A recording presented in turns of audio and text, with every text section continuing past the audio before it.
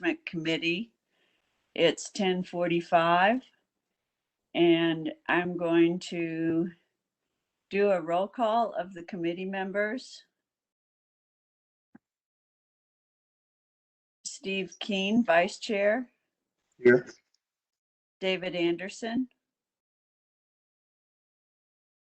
Commissioner Arata. Here. Commissioner Lazurek. Here. And J.D. Solomon.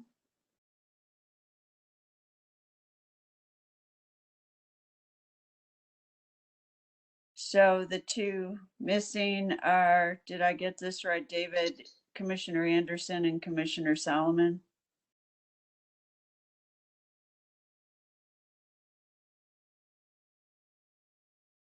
Commissioner Solomon is here. Thank you. The first item on the agenda is notice of North Carolina General Statute 138A-15, which mandates that the chairman inquire as to whether any member knows of any known conflict of interest or appearance of conflict with respect to matters before the commission. If any member knows of a conflict of interest or appearance of a conflict, please so state at this time. Please, does anybody on the committee have a conflict? I do not. Hearing none, we'll move to item 2, which is approval of minutes from Groundwater and Waste Management Committee meeting of July 7, 2021. Has everybody had a chance to review it? And do you have any comments or changes?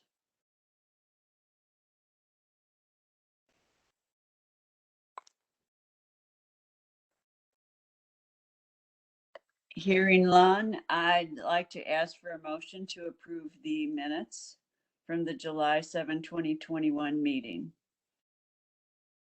Commissioner Arata, I move to approve the minutes. Do I hear a second?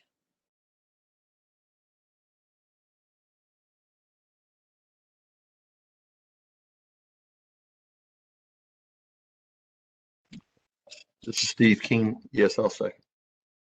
Thank you, Commissioner Keen. I'll do a roll call. Commissioner Keen, your vote. Aye. Commissioner Anderson. Commissioner Arata. Aye. Commissioner Lazurek. Aye. Commissioner Solomon. Thank you. The motion was approved.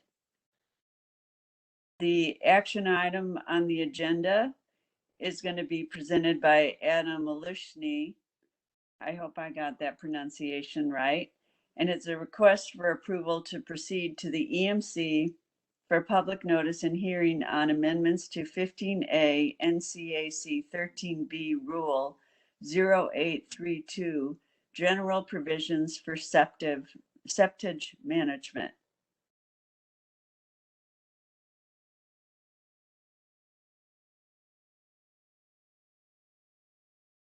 Mr. Alishny? Yes, can you hear me? Yes, I hear you now.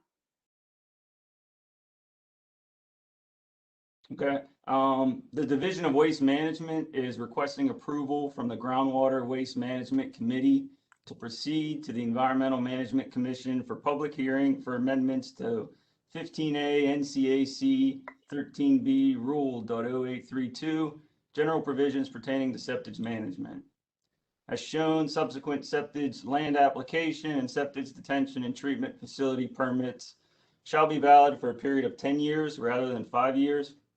The division may issue subsequent permits for less than 10 years based on the criteria currently existing in this rule.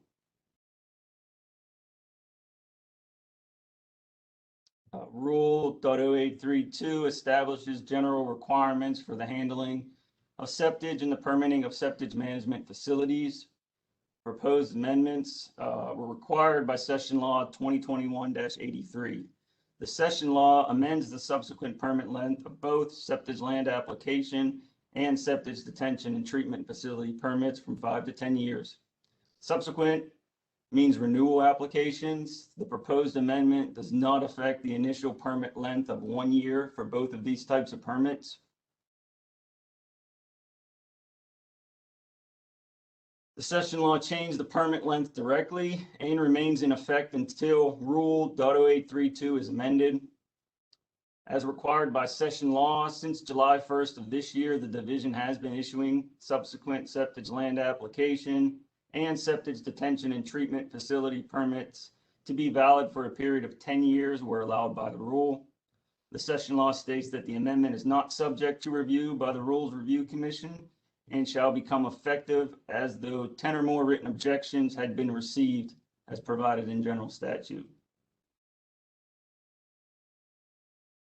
The Office of State Budget and Management determined on July 26th of this year that the proposed amendments will have little to no impacts.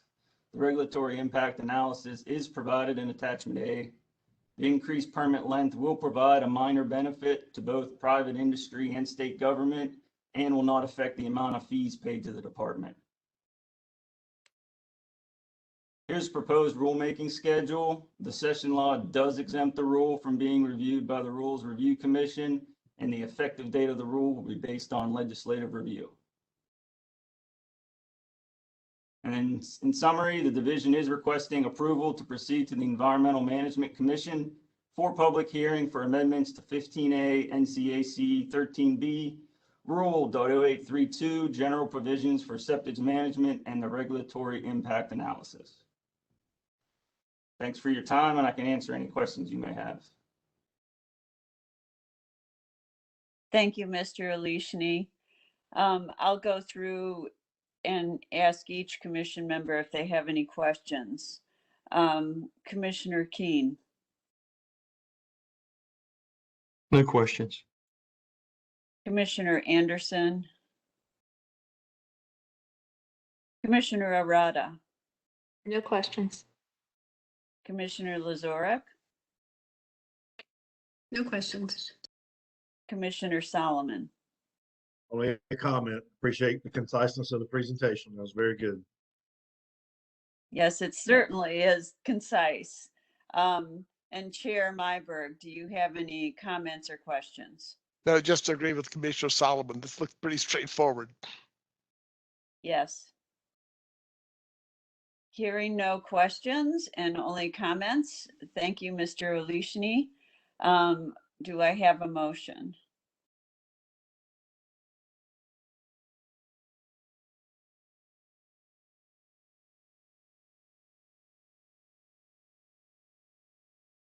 This is I'll make a Commissioner motion, Arata. Commissioner. Yep. I'll second Commissioner Zarata motion. Then Commissioner Solomon will second. So Commissioner Arata made the motion, which was seconded by Commissioner Solomon, to proceed to the EMC for public hearing for amendments to 15A NCAC 13B Rule .0832, general provisions for septic management and the regulatory impact analysis. Commissioner Keen, and your vote, please. I approve. Commissioner Arata, Aye. Commissioner Lazorek, Aye. Commissioner Solomon. Aye.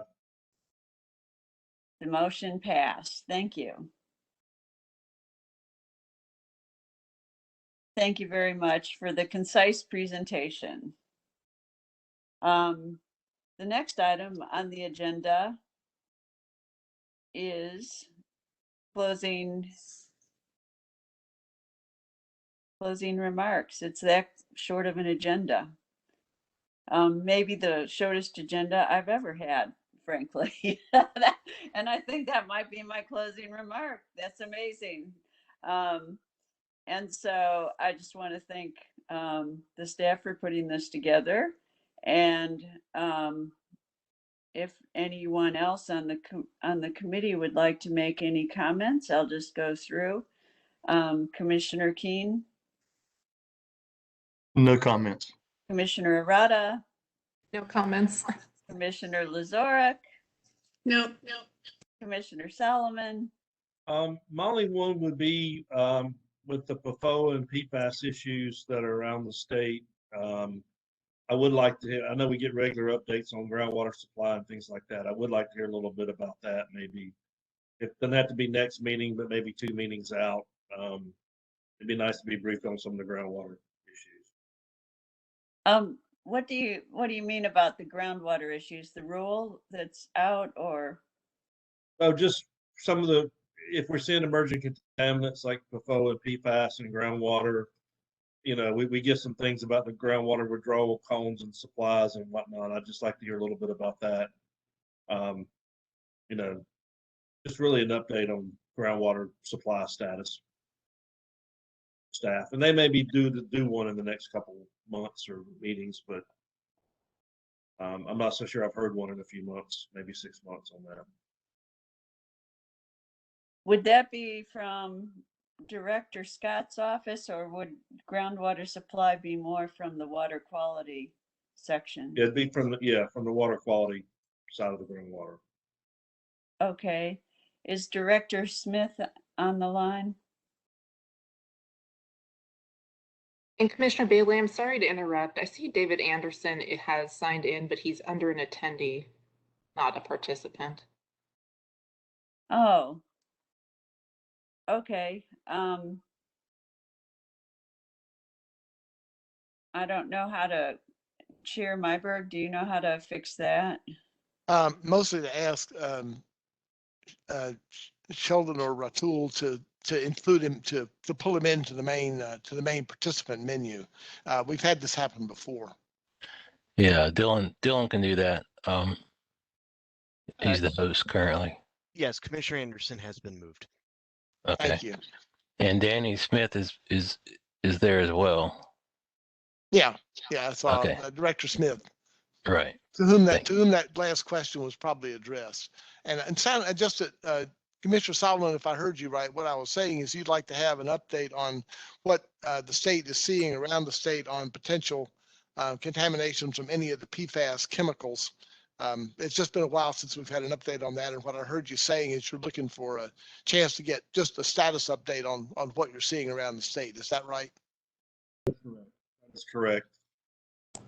Yeah, so thank you. Yeah, and that is with the Division of Water Resources, and I can work through the groundwater resources section, and we can put something together. Be happy to. Yeah. And I don't think we're deficient, Danny. Don't take it that way. I just next meeting or two would be good to get an update just with water supply issues being what they are, and total water management kind of thing. So sounds great. Thank you.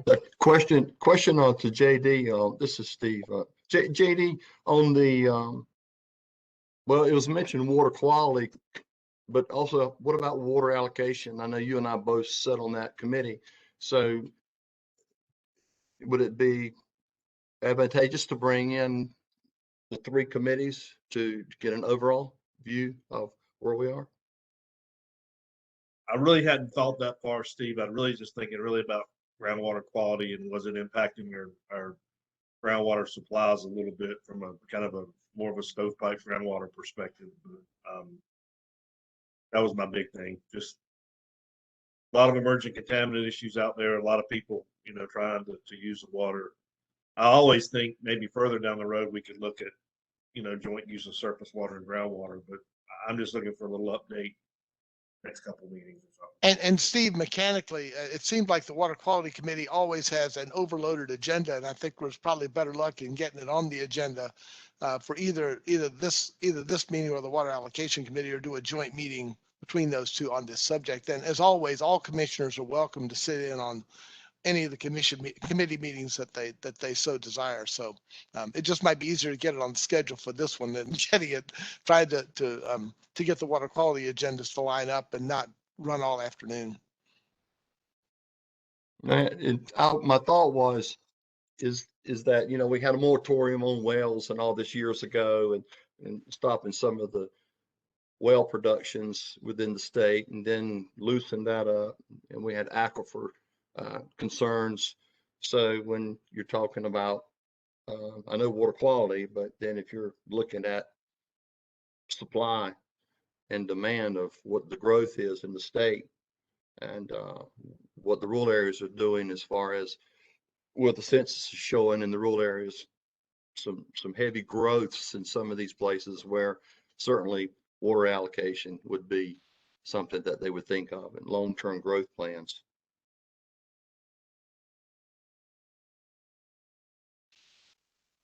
Also, Chair Bailey, I just wanted to welcome Commissioner Anderson. And sorry we had difficulty getting you into the system. This, as Commissioner Bailey noted, this was an extraordinarily expedited agenda, but the action item passed unanimously. And since basically it was what the legislator said, do this, and so we did. But welcome, it's good to see you. Commissioner Anderson, did you have any comments to make? I'm sorry you weren't able to participate. No comments. Okay, thank you. Well, with that, Director Scott, do you have any comments to make? Thank you, Madam Chair, and members of the committee. Appreciate the comments on the conciseness of the presentation this morning. I did want to share some thoughts of appreciation for all of our Western staff who've been working on the flooding response. And luckily we've had some debris sites that have been staged to manage that debris as resulted from the Western North Carolina flooding. So still a lot of work ongoing on that front, but thanks for the committee's attention this morning to this item. And I think that's a great follow-up item suggested by Commissioner Solomon. You may not have seen the news clips, but the Bladen County Commissioners voted to approve an agreement with Chemours last night to install treatment on 2 groundwater supply sources in Bladen County that are impacted by emerging compounds. So it's a good follow-up based on Commissioner Solomon's future request for a presentation and some of the groundwater supply sources that we're seeing that are impacted. So with that, thank you again. Thank you, Director Scott. And Director Smith, do you have anything to add to what you've already talked about?